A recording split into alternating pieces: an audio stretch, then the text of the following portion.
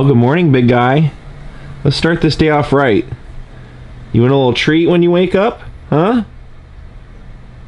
You officially awake? Let's get you a treat, huh? Well, hello, my friends. It's your old pal, Jordan the Lion. Thanks for coming back and seeing me today. Now, yesterday was a rough day. I actually, even though you are seeing a vlog, I did not film a vlog yesterday. I always like to stay a couple of days ahead and have a few extra vlogs ready just in case something happens. And when you saw yesterday's video where we went to Vicky Hamilton's showcase, that was the first day using this camera, and I thought I had all the settings figured out, worked out properly, and when I came home, transferred the files, the audio was all static. I thought maybe I had messed up something with the microphone, and then when I listened to it on the camera, I realized there was audio there. So what we figured out was that, me and Sony, was that the file that I recorded on this camera is not compatible with the software I use. So I had to spend literally from 7:30 a.m. yesterday till 11:30 at night converting all those files and trying to figure out, get the best quality. And I'm really ashamed of how bad the quality came out, especially considering I was trying to do a really good job for Vicky. Yeah, I just wasn't happy with it, but I did the best I could. Literally, I mean, I had 2 hours of footage, and just the transfer time and the conversion time and all that stuff was just so insane. But you know, I did the best I could, and I think the vlog still came out all right. But I'm just happy to be done with it and on to a new vlog today. So we're gonna take Ja out to the park, let him play, and then we're gonna go to a cemetery and visit one of my all-time favorite actors. And in fact, I do think this guy could be up there with maybe the top 3 of all time actors. And he was actually a good friend and teacher of my friend Shelley Winter. So I'm going to tell you some stories about him and about things she told me when we get out there. So Daze with Jordan the Lion begins now. It begins now. Ja, it begins now.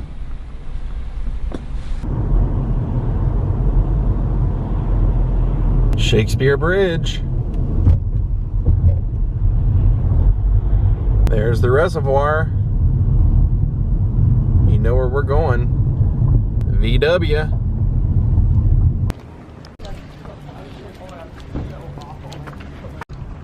I know it probably gets tiring coming to the same place all the time, but he likes it.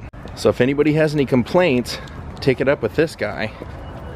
So the actor's grave that we're gonna go visit today was a very famous actor. He portrayed Rembrandt, Renoir, Henry VIII, the Hunchback of Notre Dame. We're gonna go visit Charles Laughton. Well, let's see if he starts mingling. See what he's up to. Come on, Ja. Go get the puppy. Nope, no interest. Now he seems interested. Well, Ja has successfully managed to pee in about 10 different places, but as far as playing, nah. Now he's in. Now he's involved. Oh, he's got a friend chasing him. I must feel like you'd rather be in the big dog park, wouldn't you? You've been staring at him for a while.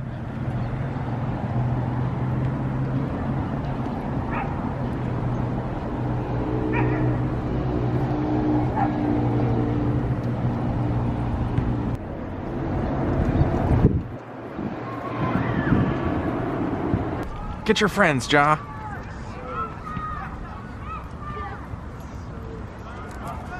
He's scoping them out. Let's see what happens. He has been running around a little bit. There he goes.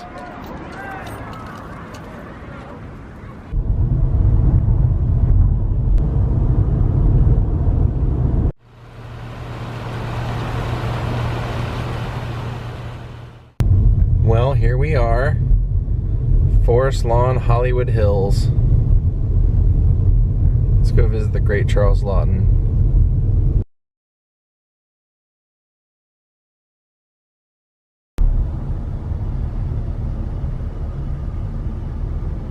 I feel like since we'll be passing by, I think we should say hi to Bette Davis over here.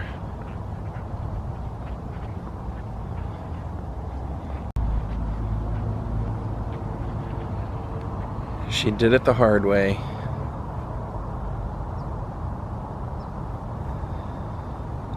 Her words, not mine.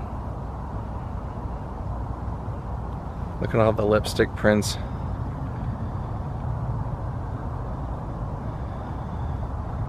A lot of visitors come out here. You can see a lot of flowers and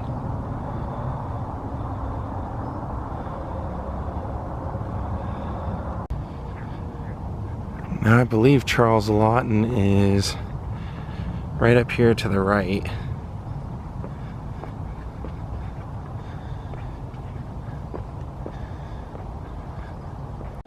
Well, here he is. I kind of expected his wife to be buried next to him, but she's not.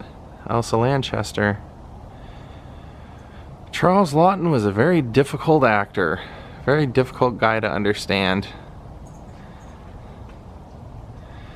You see, he was pretty much a born talent.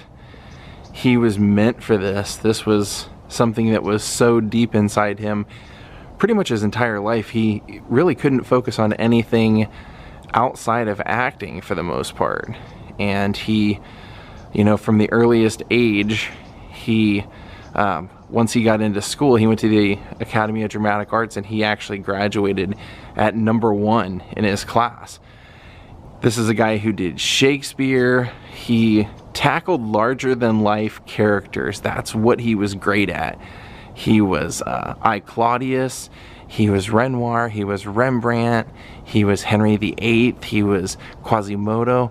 Now, Henry VIII is one of those that, you know, you watch it and he just, you forget it's an actor. And he's one of those people that he's so good as an actor that that's one of those things as I was growing up and I would see movies with him in it.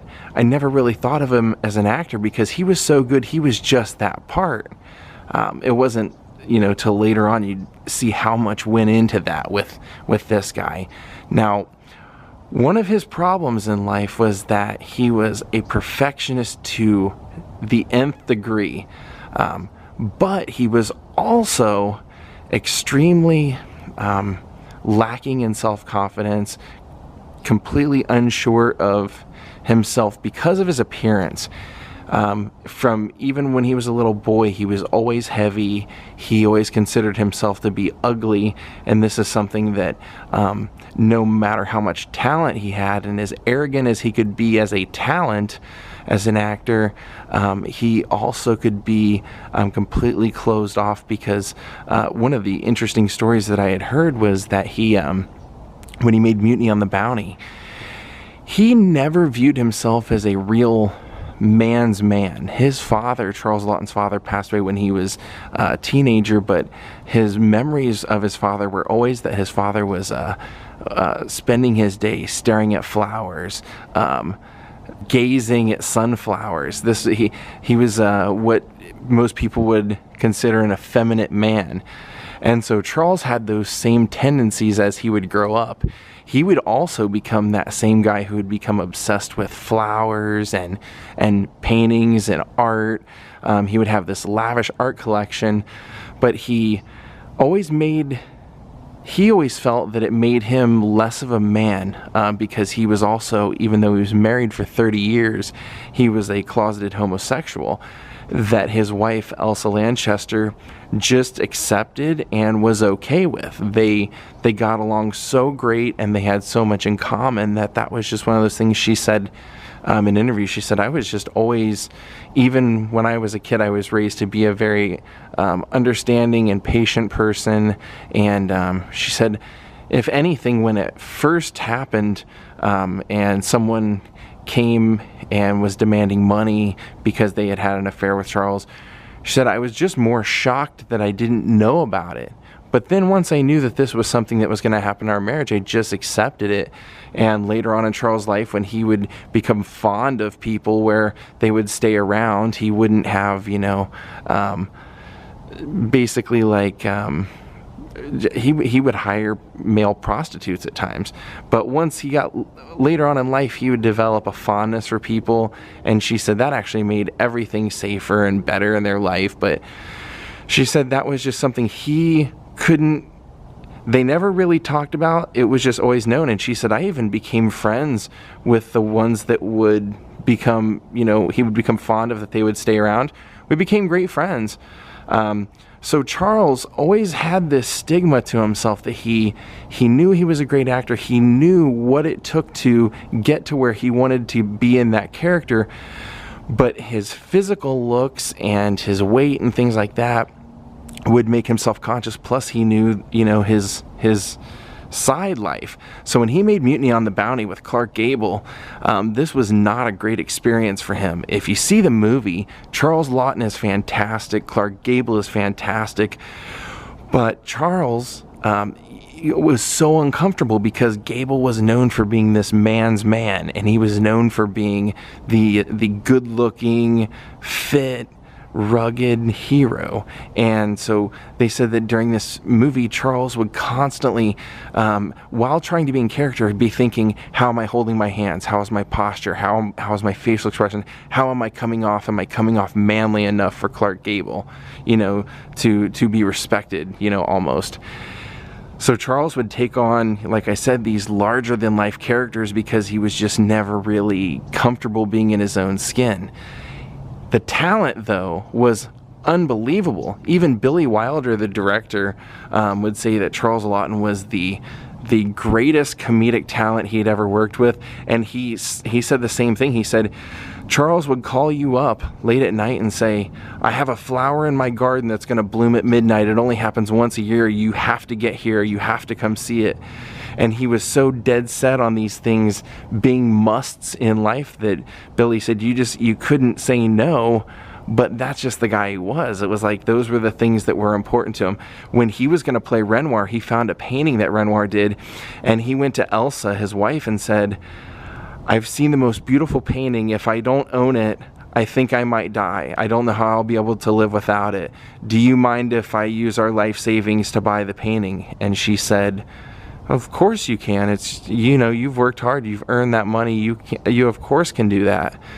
And, but she said he got the painting and then he felt a kinship to Renoir. And then when he did the Renoir movie, that was the only way you could keep him happy because his performance was the only thing he ever cared about. Even if he was making a movie that he knew was going to be a bad movie, his performance in it was important, and how he portrayed the character to him, that had to come at a cost of sometimes the production having to reshoot days that they had already filmed.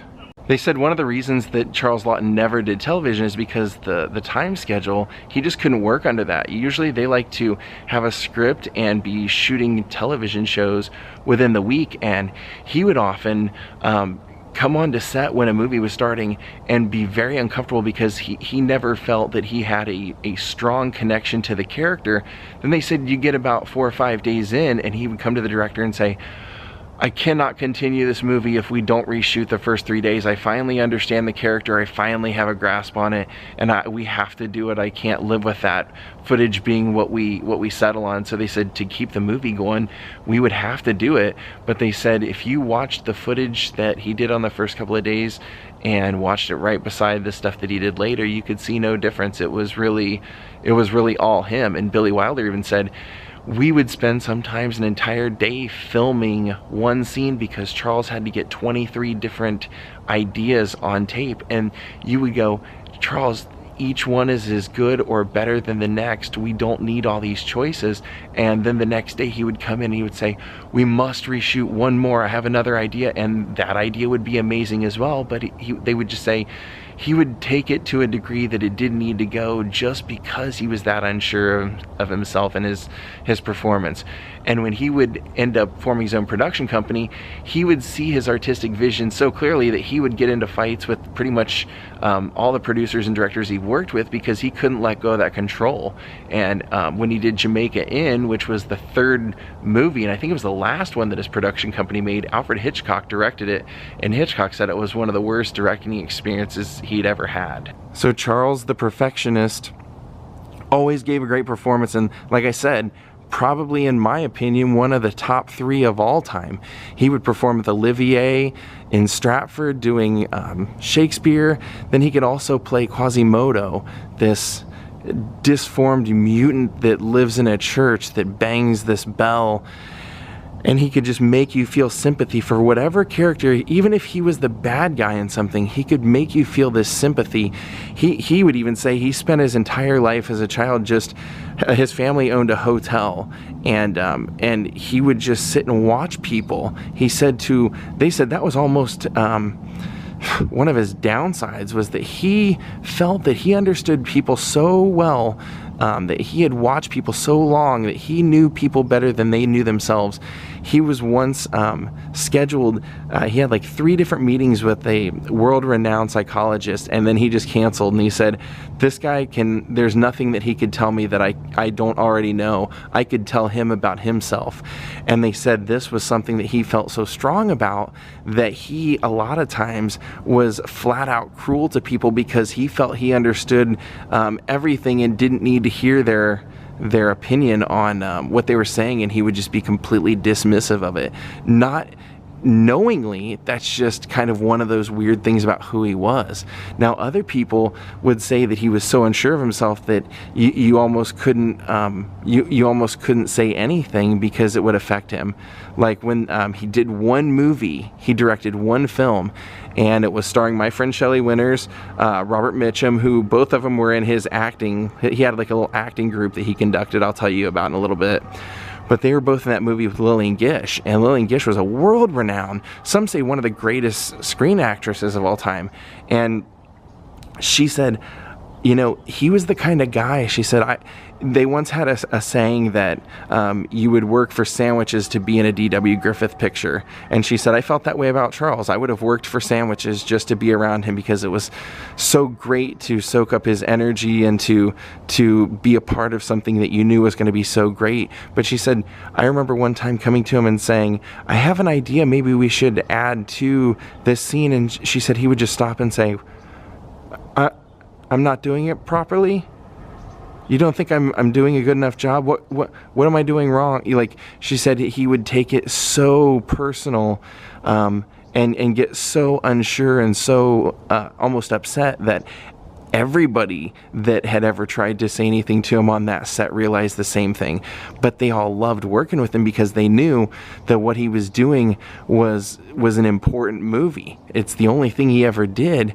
But what he told Lillian Gish is, he said, when I used to go to a movie theater, you used to see people sitting up in their chairs staring at the screen, and now they're half asleep in the chair. I want to straighten them back up in their seat. And even Shelley would say that she liked working with him so much that a lot of times she would make up reasons that she would say, oh, that scene didn't feel right, I want to do another take, because she knew that this was one of her favorite things to ever film. She said, even though she died, she hated that about it, but she said that, you didn't want this production to ever end. And so he, like I said, he had an acting class that he conducted out of his house in a separate building, and it was very, very limited as to who he would allow to be there. But it was a commitment, an every single day commitment. The only reason that you were allowed to miss, his rule was if you were out of town filming or if you were on set filming. No other option. You were to be there every night. And Charlie Chaplin was a part of this. Shelley, Robert Mitchum, a few other people. I believe there were only 5 or 6, but Shelley would tell me that she used to take Marilyn Monroe with her when they were friends and roommates, and she said Marilyn would just sit in the back and would observe. She would never really participate because she was too afraid to make a mistake in front of Charles. And plus, what Shelley told me was that Marilyn loved smart men and that she had a gigantic crush on Charles Laughton. So, yeah, let's see, this guy he will always go down in history as one of the greatest actors. I think if you see anything of him, you would understand it. And if you know who James Spader is, when I watch James Spader act, I see a lot of mannerisms and things that he does that are very Charles Laughton-esque. And at one point I read something up on James Spader, and he actually said in there that he was a big fan of Charles Laughton. So it's just this magnificent acting that this guy had, and like I said, as hard of a person as he probably was to get along with, which that's one of those things that I think is very interesting, is that as an actor, he felt that the actor knows best. The director should let the actor bring that part out, make that good in the movie. But then yet when he filmed his movie, when he was the director, he had the same issue where he almost couldn't, if he saw something, he couldn't let his actors add to it. It's very almost hypocritical. But, he was married to Elsa Lanchester till the end. I believe he died of cancer, and she said that they had a wonderful life together. She said some people might call it a front, their marriage a front, but she said it wasn't. We truly did love each other. It's just he needed a Mrs. Laughton in his life, and she was so understanding that she allowed him to have his alternative life that he felt that he needed. And but she did say after he passed away that she had a very happy life after him as well.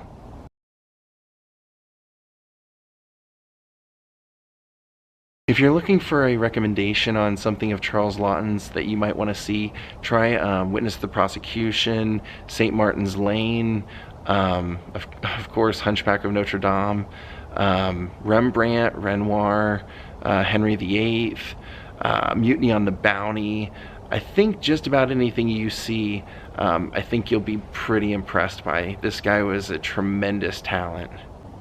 Shelley Winters once told me a great story about, I told you she had been in his acting class and she was very close to him. Never did she ever tell me any negative side to him.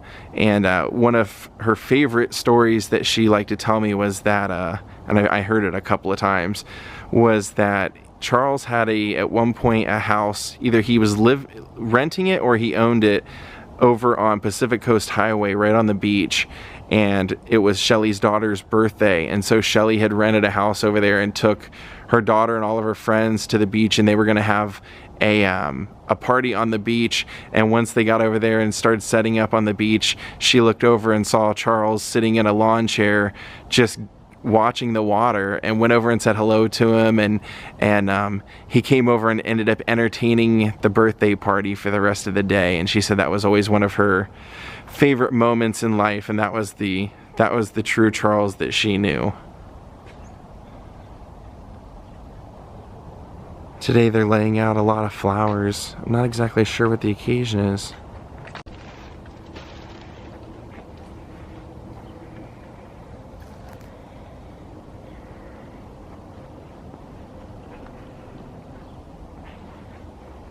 One of the ironies I felt about Charles Laughton's story is that his younger brother was openly homosexual and his family had no problems with it. So it was kind of interesting that Charles probably could have come out and chose not to.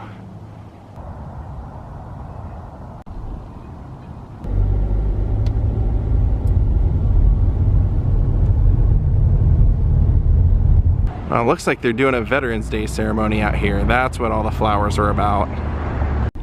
So this is weird. I popped into the Gelson's that I always go to buy a salad for later, and they were giving away free Thanksgiving meals. Like, they had a lady there scooping it up so you could try it out in case you wanted to order it in advance for Thanksgiving. What a win, huh? And I got the salad for later.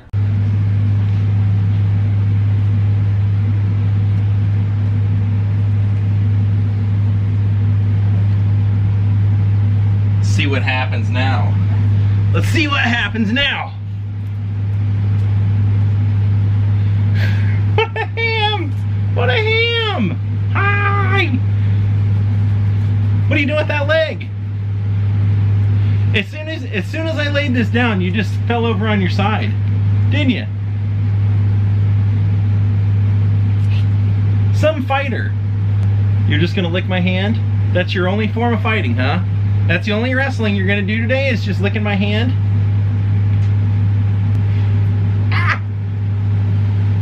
My buddy. Alright, Lionhearts, we're going to call it a night. Thank you all for watching. I want to send a big shout out thank you to Simon Harrison, Ralph Alessandra, and Rosalie Allen. Thank you all very much for your contributions to my channel. Come back and see me tomorrow. We have a great vlog planned. Something I have loved forever. I can't believe I haven't vlogged this yet.